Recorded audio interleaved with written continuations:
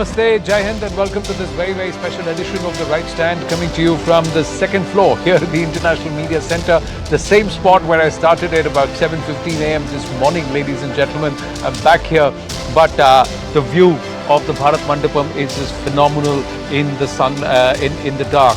It's beautifully lit. Exhibition hall number 14, where largely most of the summit level conversations happened. That was right at the basement there, that's lit. You can see that's where Prime Minister Narendra Modi welcomed all the member nations who are participating here. Nearly 39 countries have sent their top leaders and their heads, visiting heads of state, all of them there. And that's the beautiful hall number 14. And next to that, beautifully lit in saffron, white and green, the tricolour is the Bharat Mandapam. Those colours will keep changing. Next to that, you see the monument there, once again bathed in the tricolour, saffron, white and green. This beautiful setup is right now hosting the Ratri Bhoj, or the dinner that's being hosted by the Rashtrapati, Srimati Draupadi Murmu. We've got details of the menu there, and it's clearly the Sharad Ritu menu that's been followed there. There is a cultural extravaganza. We should get pictures. It will go late into the evening till about 10:30. We're given to understand, before as all the leaders will leave for the day and come back for day 2 of the summit, which President Joe Biden once again has tweeted saying that after a productive day 1, I'm looking forward to a productive day 2 at the summit. What are the deliverables? What are the achievables in day 2? One can only understand because most of the big boxes have been ticked. If we were to describe how the day actually went, we've tried to do that in a set of pictures. Before we call out the first picture, let me just tell you, the pictures started right at the day, right at the top of the day, because Prime Minister Narendra Modi welcomed everyone in front of the Konark wheel, and that itself is hugely symbolic. The warmth with which each of the leaders were greeted itself set the tone that perhaps consensus will prevail over conflict, collaboration, human-centric approach. This message somewhere seemed that it could be delivered.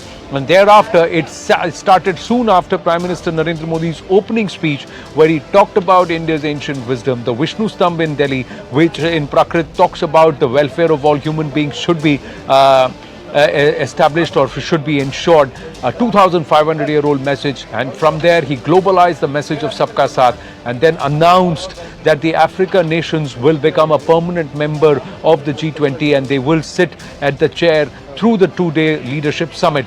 The warmth with which the President of the Africa Union, Azali Assoumani, hugs Prime Minister Narendra Modi shows how much the African nations thank India for doing this. And it's all happened within a year, because it was revealed later on through the day that the last time the Africa Union chair, Senegal President, was actually complaining in Bali that Africa nations and their cause has been ignored. And Prime Minister Narendra Modi promised, saying that it would be taken up during India's year of presidency. And look, at the end before even passing on the baton to Brazil, this has been actualized. The next picture is the Delhi Declaration. Big tick of the box, because many thought with the kind of polarized positions the world has taken, especially around the Ukraine conflict, was it possible to even bring out a joint communique?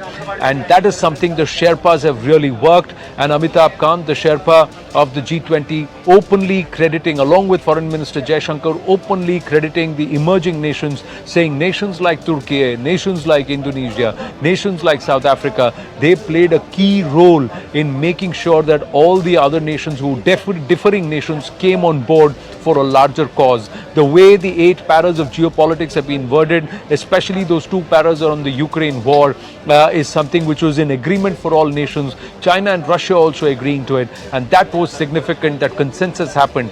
Clearly more than 80 pages in that entire declaration, and Amitabh Kant going on record to say not a single word, not a single para, nothing is contested. Everything is with 100% unanimous agreement, and that is very significant. It's a big tick in the box for New Delhi and for Prime Minister Narendra Modi and his team as chair of the G20 presidency. The claim is that this has perhaps been the most productive G20 year of presidency under India ever. 2 to 5 times the time of any other outcomes that have been achieved in the past. Nearly 112 outcomes as detailed by Amitabh Kant ji himself. Moving on, the next picture of the day is the Global Biofuel Alliance. Look at this. This is the Committee of Nations coming together to say that we are going to focus on a cleaner, greener planet with the focus on biofuels. Renewables is going to be the thrust. If the last time around India was the first to move the International Solar Alliance, this time around you see nations who perhaps were opposed to this idea in the past also coming on board and saying we will collaborate, we'll participate and we'll work. So India present there along with, I can see Sheikh Hasina there in the picture. So Bangladesh is there, Italy is there. We've got President Joe Biden. There are representatives from the Middle East and also President Lula of Brazil. All of them in that picture. So it's a big alliance. It's only going to grow. These are the nations who are already part of it. Big tick in the box again. Then they said there is another big announcement, and that big announcement came from Prime Minister Narendra Modi with US President Joe Biden as the co-chair. The participation of Saudi Arabia with Crown Prince Mohammed bin Salman sitting to one side of Prime Minister Narendra Modi. Then there was Italy, the Prime Minister of Italy present, President of France Emmanuel Macron present. We also had Crown Prince Sheikh Zayed, who was there from the UAE, all of them sitting together and announcing the India, Middle East, Europe economic corridor. A big announcement of strategic partnership where Japan has said that it is keen to partner, because you had the Japanese Prime Minister Fumio Kishida also speaking on that occasion. All the leaders saying that this is not just an announcement, we will work towards actualizing it and giving it shape at the earliest. Nations coming together, these nations include Jordan, UAE, the entire Emirati nations. Then there is Saudi Arabia, France, Italy, Germany. Olaf Scholz was also there. All of them strong economies which are rich nations who are ready to partner together to build up an economic corridor that would include ships, rail and road to connect India to the European Union, to all of Europe. So look at that bridge, it will be built and what it implies, we will talk about it in just a bit, but that's another big picture. Then comes the two big pictures which talk about Sabka Saath, India's ability to solve problems and get differing parties together. The immediate picture was Joe Biden shaking hands with Crown Prince MBS and with Prime Minister Narendra Modi in the middle. This is a huge ask and a huge win if these two people can come together, and if India has played the bridge and PM Narendra Modi has played the bridge. That shake hand was never going to come, that's what many thought, but it has happened. So if there can be moving past certain issues and coming back to shake hands for the greater good, it's happened. The next picture was another big one because Bangladesh, a special invitee here, Sheikh Hasina, has been at the wrong end of the stick with the Biden administration and White House, totally not supportive. But Bangladesh under Sheikh Hasina been a very good friend of India, and those equations being normalized, there are smiles and also a selfie. So that's what we've been able to achieve. So there are a lot of boxes to tick, ladies and gentlemen. Even as we peruse through those 80 paragraphs, 38 pages of the joint declaration, there are so many aspects and outcomes that have been agreed upon by nations. And it's just a matter of pride for all of us that nations are coming together and putting what's important, a human-centric approach towards development and not allowing geopolitics to shadow economic progress of all of humanity, of the entire planet. Green growth, sustainable growth, that's been there and that's underlined among the 5 key points. Let's go across to our guests to talk a little more and their thoughts. Matt Weiser, reporter, White House, Washington Post. He's traveled with President Biden. He's with us this evening. Vivek Wadhwa, entrepreneur with us. Fame needs no further introduction, very familiar face, so we'll get his take on the progress that's been made at the G20 platform. After all, it's all about trade and economics. Leela Ponnappa, former Deputy National Security Advisor of India, former diplomat, also with us. Good evening, Ambassador Ponnappa. Professor Victor Gao, Vice President, Center for China and Globalization Chair, Professor Suzhou University, with us at this point. And later in the broadcast, we're hopeful that Falguni Shah, American singer, will also join us because there is a huge thrust on millets too. But first to Matt Weiser. Matt, how would you look at day one of the G20 summit? A lot of firsts, lots of surprises, pleasant ones at that.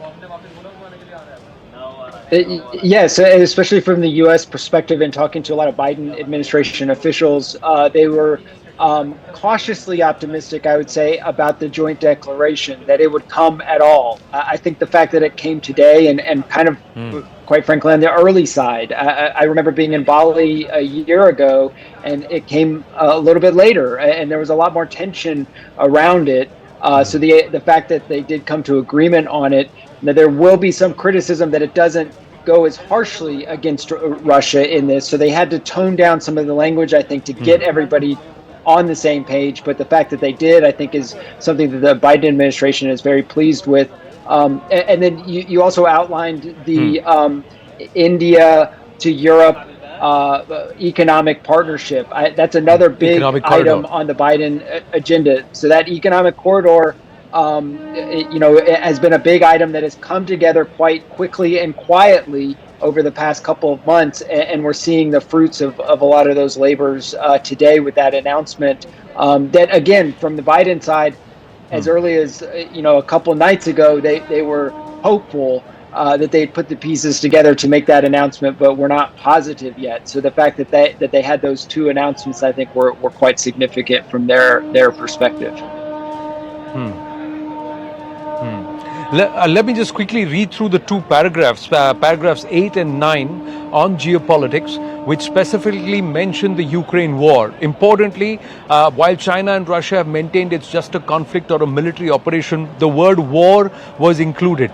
So concerning the war in Ukraine, that's how it starts, and I'm reading it verbatim from the document. While recalling the discussion in Bali, we reiterated our national positions and resolutions adopted at the UN Security Council and at the UN General Assembly, and underscored that all states must act in a manner consistent with the purposes and principles of the UN Charter in its entirety. In line with the UN Charter, all states must refrain from the threat or use of force to seek territorial acquisition against the territorial integrity and sovereignty or political independence of any state. The use of threat or use of nuclear weapons is inadmissible. Reaffirming that the G20 is the premier forum for international economic cooperation, and recognizing that while the G20 is not the platform to resolve geopolitical and security issues, we acknowledge that these issues can have significant consequences for the global economy. So without even openly naming or being very critical, but all the resolutions adopted at the UN Security Council and the UN General Assembly underscored, Matt.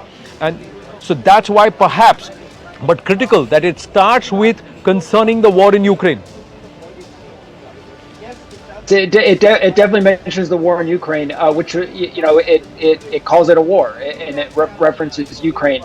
I think we're hearing a little bit from some Ukrainians in reacting to it. I think they want it to call out Russia as the perpetrator of the war. That's difficult given that Russia is a member of the G20, and as you pointed out in the introduction, you have to have everybody sign on. So Russia probably is not going to sign on to that. So they had refrained from calling out Russia specifically as the perpetrator of the war. I think China also opposed to that kind of language, but some of that was in the language a year ago. So I think they had to modify it a little bit.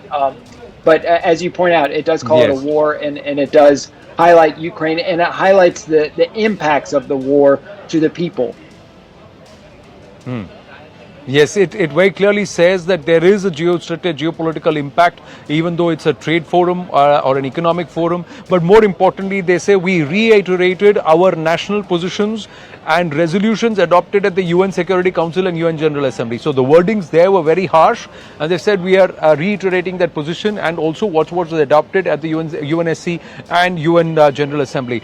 This has been made possible because of emerging nations, Ambassador Leela Polampa. That is significant, that the foreign minister and the G20 Sherpa very clearly crediting the emerging nations for getting China and Russia to sign in on this.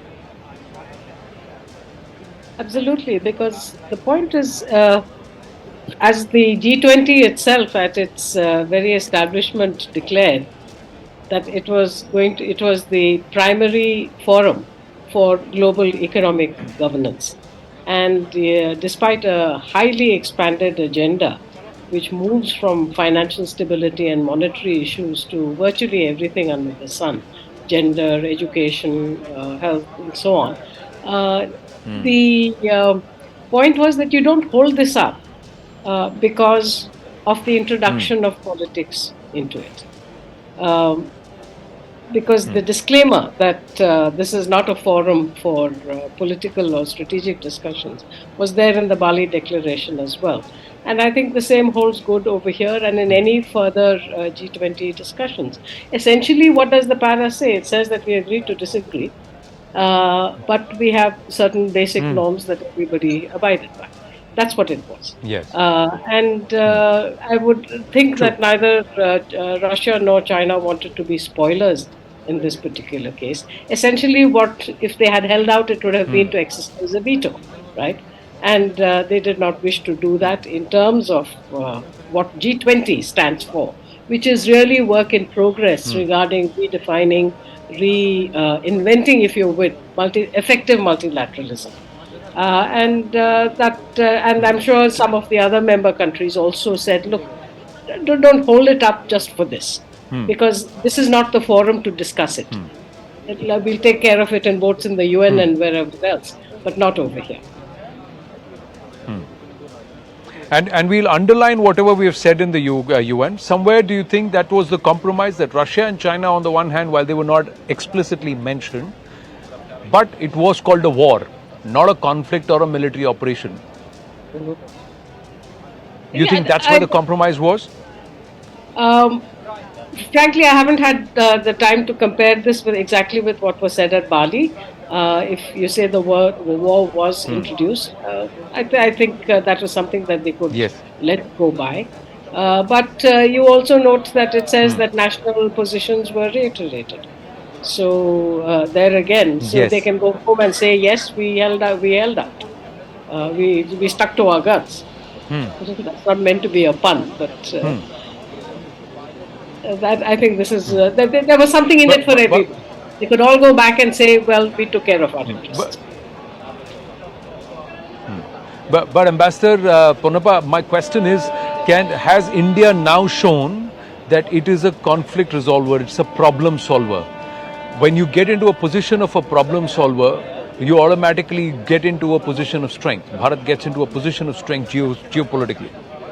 Would you agree? You know, India has a reputation at all international conferences of ultimately being a very effective player at the drafting stage.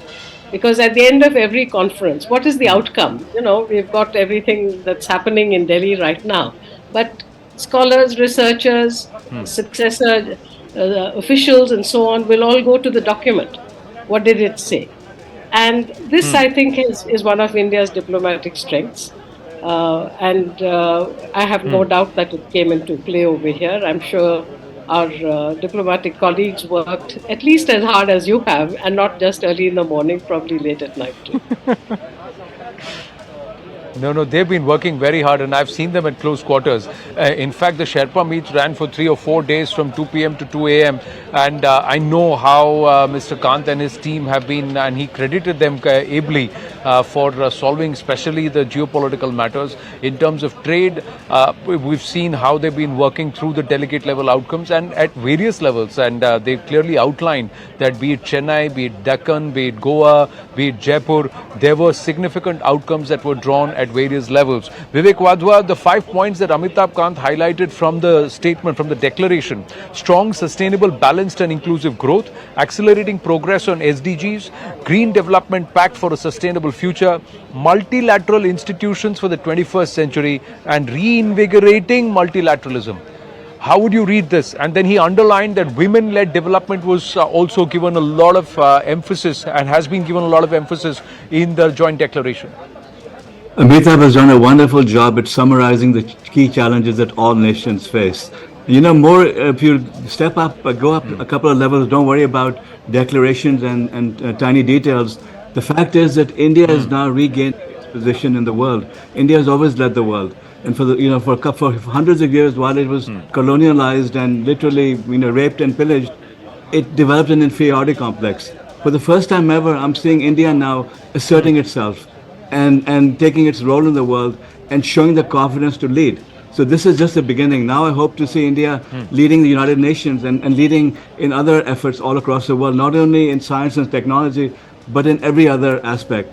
Bringing our civilization back to the forefront of humanity. This is good for all of us. Multilateral institutions for the 21st century. That means a complete Absolutely. overhaul of the UN, pushing for UN reforms next, and also significant changes with the WTO. All of those, and then also using technology, because I know Mehtab has been fostering the use of technology to uplift India. We should do this globally. That we now have the ability to solve the grand challenges of humanity, and India can lead it. This is something I've spoken a lot to Mehtab about, and I know that this is going to be his next challenge. So India can lead in many, many, many ways. That's what the message over here is. So we've got a lot of the leaders who are now slowly arriving for the dinner, and those visuals will come across, colorful visuals right behind us, about 500 meters away there, at the base where you can see the crisscross of the pillars and the pillars standing there. That's where it's the base, and that's the main gate of entry, and that's the porch where they will all drive in. It's a fantastic sight getting in. But Vivekji, before I go across to Professor Victor Gao, one final question to you. This entire aspect of inclusivity, sabka saath, and demonstrating that via the economic corridor. How big a win is that to get so many nations together to participate in an economic corridor? It's a huge win, because in many nations now, like even in America, it's America first. It's every country is now trying to mimic what happened here of nationalism and selfishness. This is now all about humanity, and that's the beauty of what India has done here. It's taken a forum which was really mired in politics and brought it together, and the message is that we can bring humanity together and do good for all. That's the message I'm hearing over and over again, and the press that India is receiving all over the world is extremely positive, which is a really good change from the negativity we've seen over the last few years. The Trans-African Highway is also part of this project, so that's also been mentioned in the joint declaration. It's all about uplifting humanity. States or nations across Africa. Yes, it's all about uplifting humanity, and that's the amazing thing over here. It's not selfishness, it's not nationalism. It's about doing good for the world, doing good for everyone. Inclusivity, as you've been saying. This is the key message that India has brought. Professor Victor Gao, how would you see it? Many are questioning the absence of President Xi while discounting the presence of Premier Li. No, I think China attaches great importance to the G20 Summit this time in New Delhi, and the fact that the Chinese Prime Minister Li Qiang attended the meeting shows and reinforces that China attaches great importance. President Xi Jinping is very busy handling many international issues as well as domestic issues. He visited Heilongjiang, which was suffering from the aftermath of large-scale flood brought by typhoon. And I think whether Xi Jinping or Li Qiang attending the G20 summit in India, China attaches equal importance to the role to be played by G20. And it is demonstrated that China also signs up with the Delhi Declaration. And I think this is very much in line with China's policy that G20 should focus on what matters for G20, that is the economic development, financial development, rather than diverting its attention to other issues to be handled by the United Nations Security Council. And the Delhi Declaration reinforces this point, that is, G20 should very much focus on its original mandate. But the Delhi Declaration also says that geopolitics does impact economic equations and relations. But Professor Gao, I'd like to ask you, what's happening on the sidelines of the G20, where nations are coming together for this transnational and transcontinental economic corridor? How does for this corridor, isn't it a direct challenge to the One Belt, One Road? Yes, please. No, I think connectivity projects everywhere should reinforce each other. And I personally wholeheartedly support this idea of building up a corridor linking India with the Middle East and Europe. And I don't think it conflicts with China's proposal for the Belt and Road Initiative. As a matter of fact, the more roads you build, the greater connectivity there will be. And for this corridor to be a success, one key thing you need to take care of is to narrow the differences between India and Pakistan, because Pakistan straddles in the middle between India and the Middle East and Europe. So I hope this initiative will really make bilateral relations between India and Pakistan better in the coming years.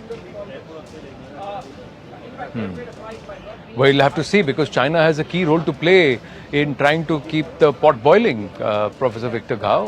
From 1971 onwards, there is evidence to show that China has always played a tacit role in trying to keep the pot boiling because it serves its interests.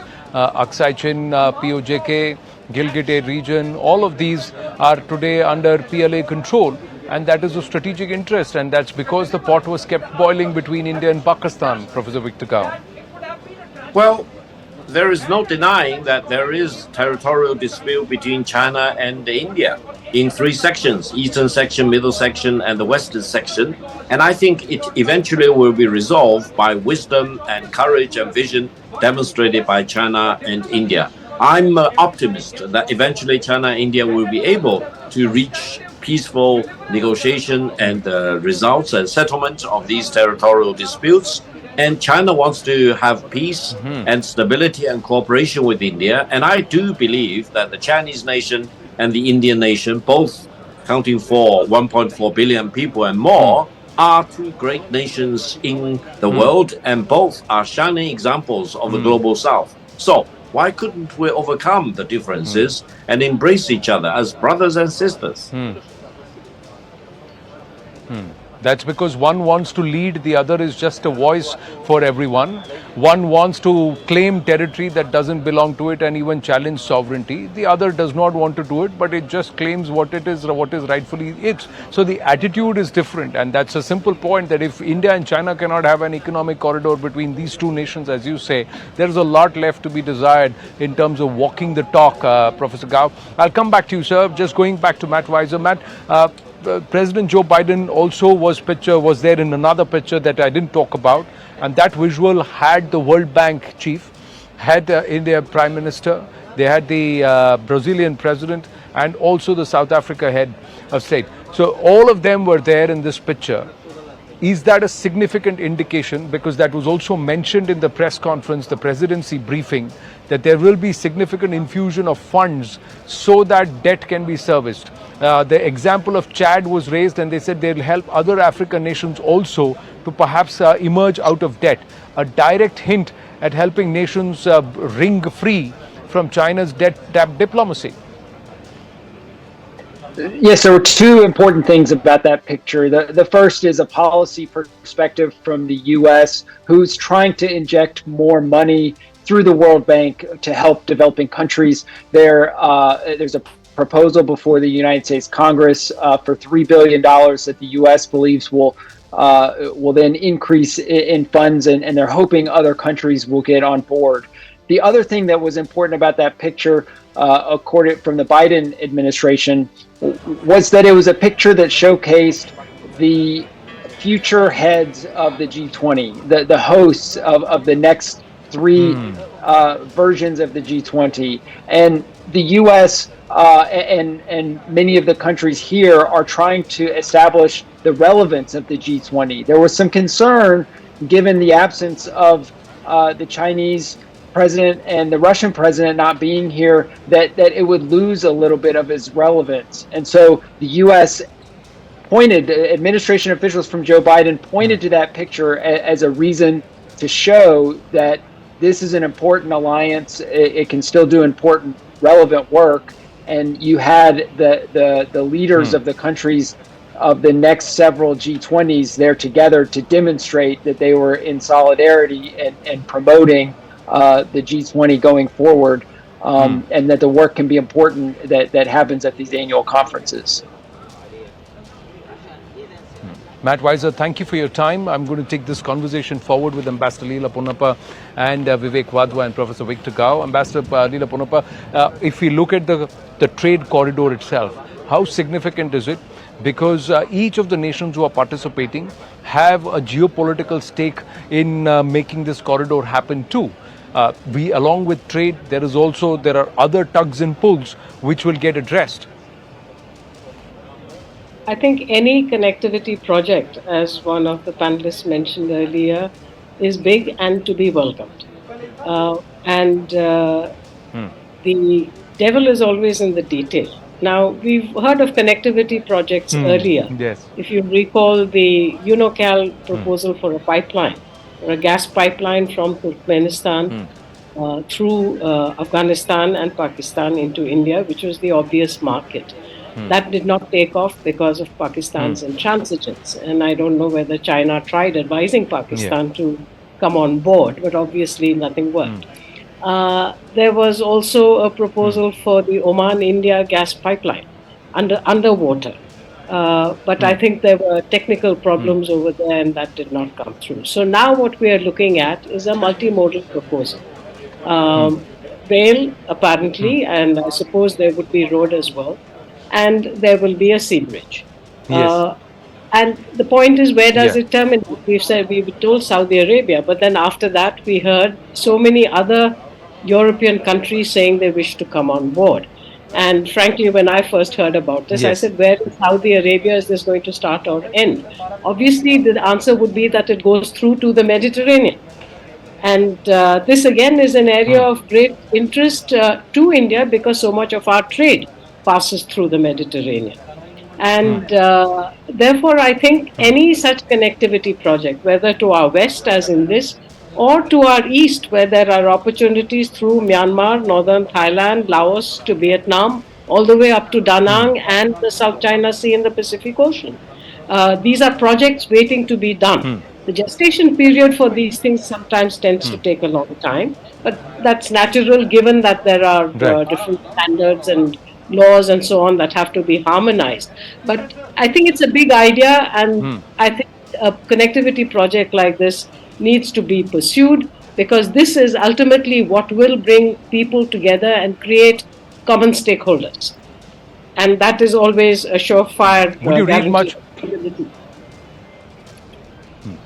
Would you read much meaning into the Prime Minister using the tag in front, name of the nation as Bharat? It's a continuum which started at BRICS and then with the Rashtrapati and now with the Prime Minister.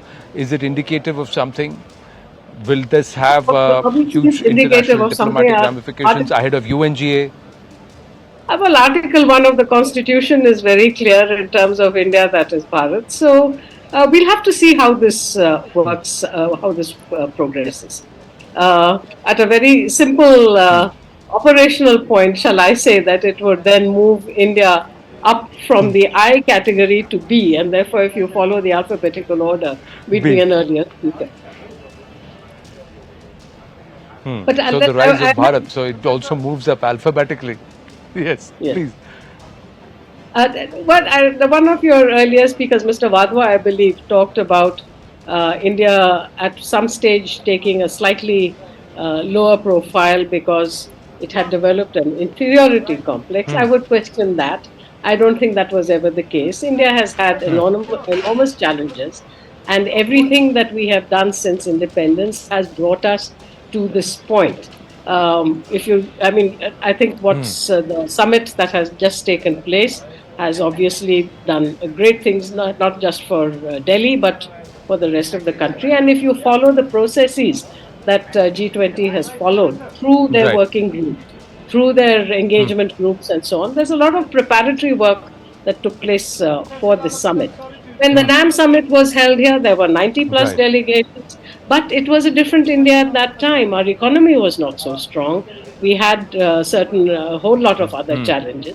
But those have changed. And today, because our economy has positioned us where we are, despite ongoing challenges, I think the world has finally noticed, and I should say even India has realized that there are great assets over here, not necessarily just financial, but human, technical, and so on, Right. that give us an advantage of playing to an agenda that works not just for us, not just for developing countries, but also for developed countries.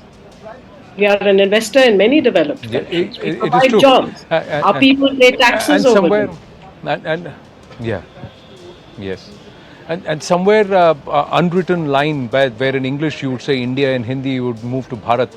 So trying to erase that and say let's call ourselves Bharat because that's the ancient name, at least mentioned in the Vishnu Puran in 300 AD. So 2000-year-old name. The arguments between historians set aside, but that's something which is older than India, that came into play sometime around 1947, just about 75 years ago. So that we'll park it to the side for a moment. Vivek Vadvaji is with us. Falguni Shah is joining us. She wrote the Millet song, and it was the International Year of Millets. Millets and its mention also finds a mention in the joint declaration.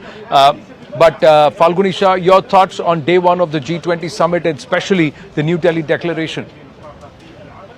I think it's so wonderful that our country is doing this, hosting such a great summit and with so many great causes.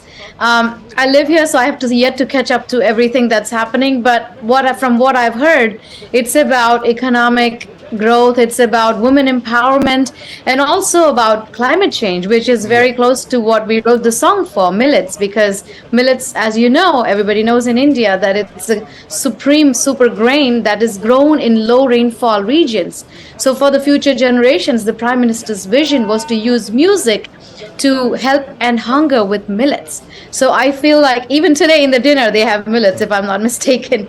So I think towards climate change and towards the futuristic approach for children to not go sleep hungry, I think everything is getting aligned in such a beautiful way, and the leadership that India and Bharat is showing is infectious. I think everybody is looking at India for the next 5, 10, 15, 20 years. So we're at a great position right now. Yes, food security is a big challenge along with climate change. Food security and millets do solve a lot of problems because they are a low-cost grain, they're a high-yield grain, and the issue of pesticides doesn't happen because pests don't infest them, and of course they consume far less water than the traditional staples. But Falguni Shah, I must ask you, how's your song doing? Is it reaching to a lot of people? Are more and more people getting more aware about the benefits of moving to millets? Yes, absolutely. In fact, UN just had we just had a call, and it's going to be translated in many languages.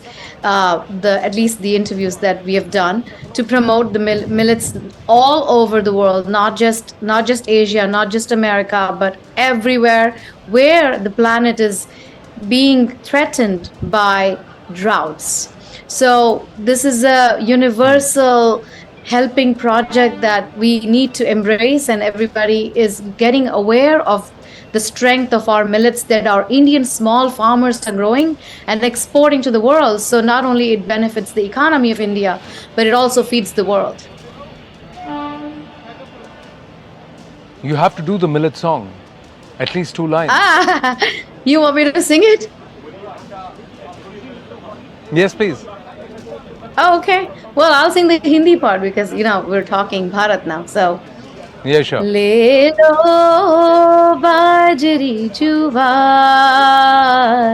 le lo ragi salo saal, सारे गुण से भरे हैं ये है बेमिसाल, किसानों को हम दे थोड़ा थोड़ा प्यार, ले लो राजनी, ले लो नाचनी जुवार, ले लो रागी सालो साल. Sorry, you put me on the spot. Nachni, Ragi, Salo, Sal. No. But you sound good as ever, Falguni Shah. But I'm just going to take this conversation forward along with to Vivek Vadvaji and ask him, these are options. Are these also green growth options? Are these also options where people can make money, profit here? In the sense, at the end of the day, you'd also want to do good for the planet, but you also want to make a living. Is this going to encourage? Are you a supporter of sustainable growth? Is this possible? Has India made that case? And especially with respect to food security, millets are the way, is what India has said. That's why we're calling it Sri Anna. But will the world embrace it? Absolutely. And Falguni, I've just become a big fan of yours, by the way. I've got to go and check out your other music. But absolutely, I mean, this focus on millets is one example. I don't think people realize the type of research India is doing in basic things like agriculture. Everything from AI to quantum computing, India is now doing extensive research on. Indians all over the world are building these technologies. As well, India has developed things like UPI. UPI is light years ahead of anything in the West, and it's now beginning to share to the world. So in this infrastructure agreement, India will be building railroads and building all sorts of sophisticated technology infrastructure across different parts of the planet. These are things which are not being talked about, but that's the foundation for all of this. The fact that in every area you're talking about now, India has expertise, it has talent, it is leading the world already in building these things. So the answer is yes. Absolutely. So there are plenty of sweet things to provide a lot of value.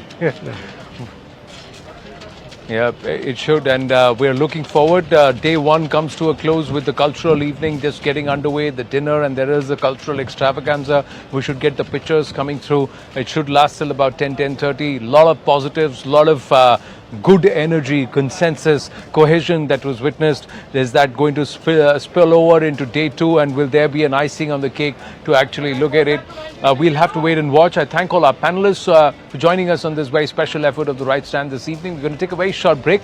When we come back, ladies and gentlemen, soon after those declarations and the decisions that were made through the day, was in conversation with the ambassador of Djibouti to India, and also with Professor Salvatore Babones, author and sociologist. Stay with us.